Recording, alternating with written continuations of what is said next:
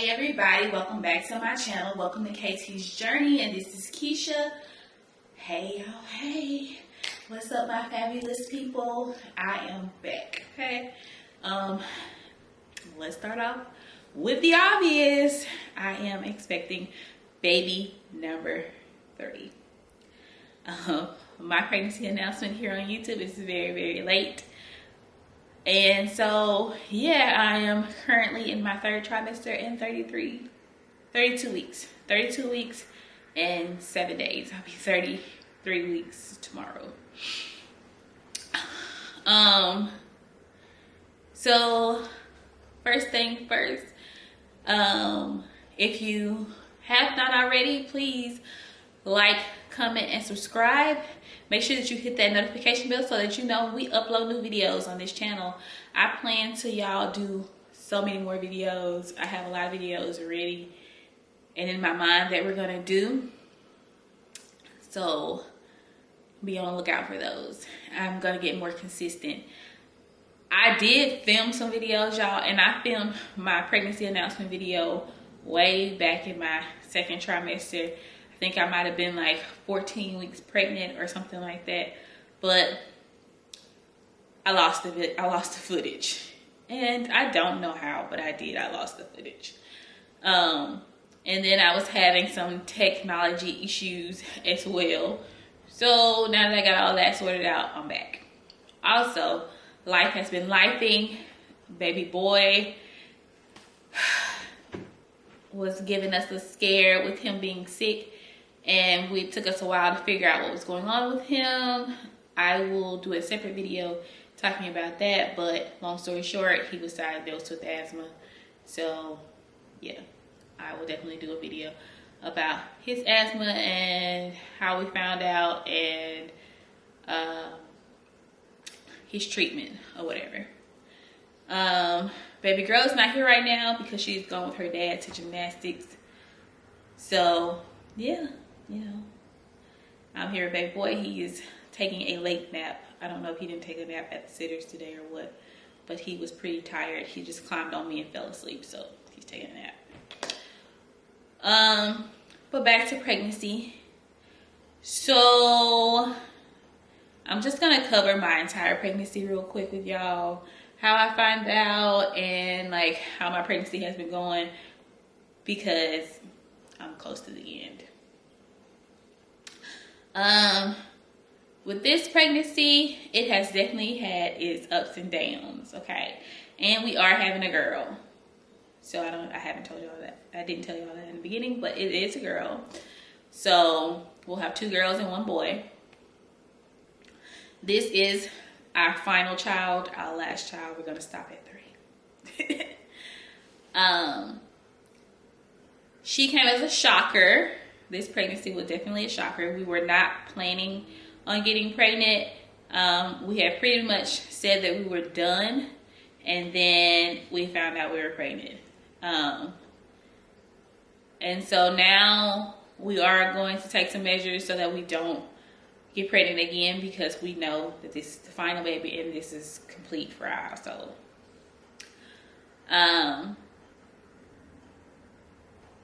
But let alone, you know, it took us a while. It took me a while to want to tell everybody that we were pregnant, because I had to really wrap my mind around it. You know, I had just finished breastfeeding my son, and I was working out really, really hard, getting my body back in shape and getting my pre-pregnancy body, but better, back. And then I ended up getting pregnant. So that was kind of like frustrating, because it was like, oh, I just did all this work to lose all this weight, and now I'm fixing to gain it all back. But nonetheless, she is nothing short of a blessing. Okay, nothing but a blessing. My first trimester, I think I started having morning sickness, well, all day sickness. Probably like 6 weeks. That's when I really just started vomiting and things like that. And then I take a medicine called Dicleges, and that usually helps with that for me, because I am someone that tends to vomit more so than average. I guess. So they always give me a prescription because it's like all day constant and I don't keep anything down. So my morning sickness / all day sickness went away probably about 12 weeks, right at the 12-week mark. It all went away. At that point, you know, my boobs had started swelling, or, you know, I could tell, like, I would have, like, knots, and I would push on them a little bit, and colostrum would come out. So I started producing colostrum way early in this pregnancy. And they said that was probably because it had only been a couple months since I had stopped breastfeeding. So hopefully I am going to be a good producer this time, just like I was a good producer for my son, because I had a freezer full of milk. Plus milk on demand, and then like milk in the freezer. So we were good on milk. Also, when I made probably around week 14, 15, week 14, I started to feel the little flutters of her kicking and moving around, which was amazing. I think it's always cool in the beginning when you first start to feel them moving. And in January, I was probably, 5 months pregnant? 4 months pregnant, something like that.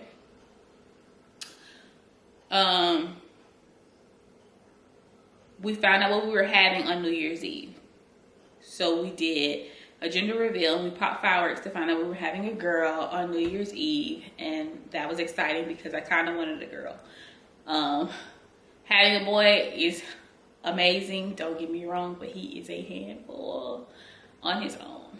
And my girls, when they're small, they're usually kind of on the chill side. So I was really looking forward to another chill one. So now let's fast forward to, let's say February, I caught COVID. And we're going to call that C19 in this video. So I had C19 in February while I was pregnant. I'm pretty sure my daughter probably gave it to me because the week prior, she was sick and we didn't go to the doctor. Every time we've gone, they've tested them for it and they've always tested negative. So I was just like, okay, cool. It's probably her sinuses because the symptoms were mimicked sinuses, her sinuses draining or whatever.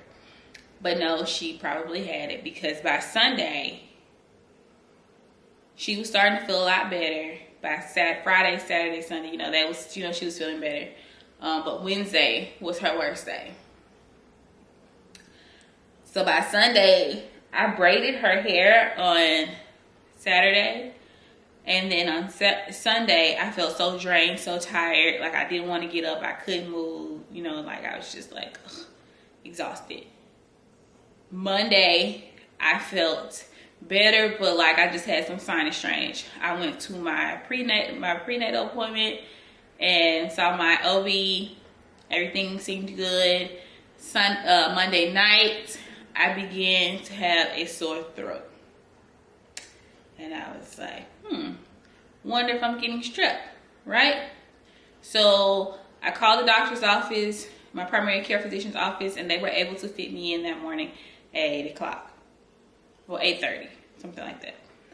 So dad takes the kids to school, to the babysitter, and he goes to work. I go to the doctor. They test me. Boom, I test positive. I was like, what? Wait a minute. And how? Like, where did I go? I hadn't been going anywhere, and the only people that had been around that were sick or had symptoms or anything were the kids. So I was like, okay, she must have had it, and I got it from her. The hardest thing that week, y'all, was being away from the kids for an entire week. I had to quarantine in the guest bedroom, which was very hard to do. But then after that, they put me on what they called a growth monitor. So at 28 weeks, we started growth monitorization, where they would do growth ultrasounds. And that's part of like C19 protocol for pregnant women, is that you get these growth scans. So we get the growth scans, and she was measuring like a week and a half behind weight wise. So the doctor was like, okay, this could be that she's just going to be small. It could be from me having C19, or it could be a placenta issue where she's not getting enough nutrition. Because at that point, I was steady gaining weight. She just was not gaining enough weight. So we waited 4 weeks. When I went to my 32-week checkup, which was last week. I went to my 32-week checkup last week.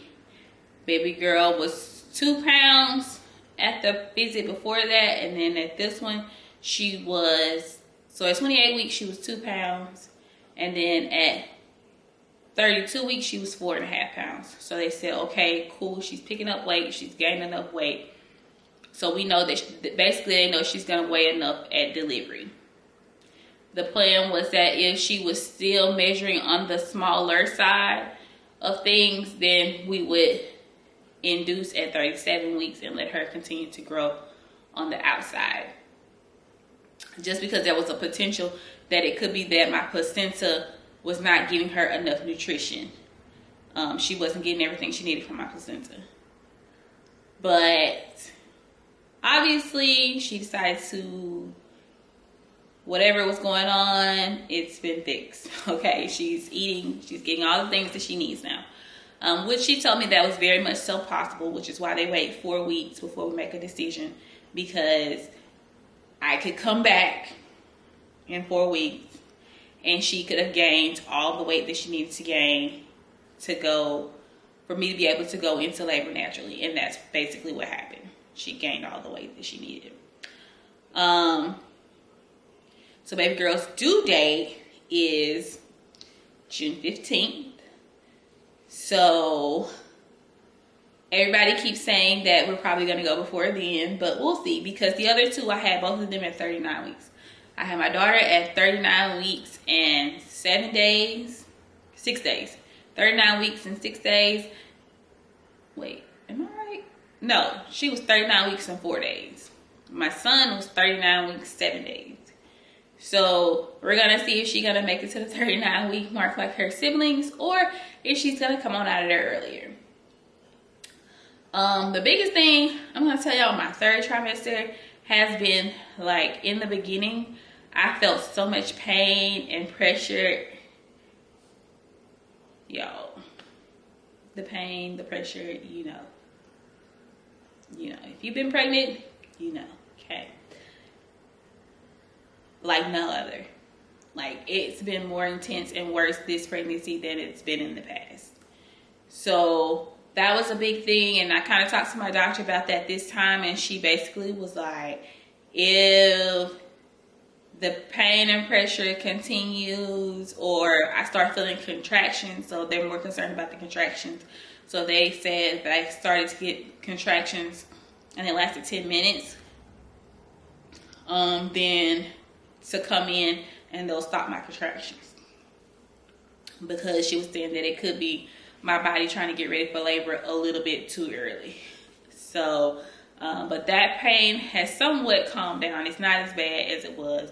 And she is also, I think I forgot to tell y'all, she is also head down already as well. So she has already gotten into position and flipped. So I was like, well, maybe that's what that pain was just her getting in position. And so we're gonna see. We're gonna see how long she stays inside, and just how long we get to go, you know. Her sister is very excited. Her brother, my son, he kind of like on the fence, y'all, because he don't really understand what's going on, because he just turned 2. So he doesn't, excuse my voice, he just made 2 years old. So he doesn't fully understand like what's going on, that mommy's having a baby. But I kind of lately been like, you know, what's in there? And he'll say sister, because we told him his sister is in there. And I kind of have to do that too, so that he doesn't like hit on my stomach or like push on it or kick me in the stomach. playing and things like that, not intentional, but he'll like hit or like want to play on it, and it's like, oh, can't do that. But my daughter is 5, so of course she does understand. I've also been pregnant once before with her, and so she kind of remembers a lot of that, surprisingly, because she knows that she went and stayed with her TT. She went and stayed with her TT while we went to the hospital, and so she's like, okay, we're going to stay, me and Matt, we're going to stay with TT while you go to the hospital and get Dakota and then come back. Oh, and by the way, her name is Dakota. I just said that without even thinking about it, because I was going to wait to tell y'all, but her name is Dakota. I also give y'all a belly shot so y'all can see the belly, but that's it for me today, y'all. And I will be back with more content, so make sure that you like, comment, and subscribe, and hit that notification bell so that you know that when I upload new videos, okay?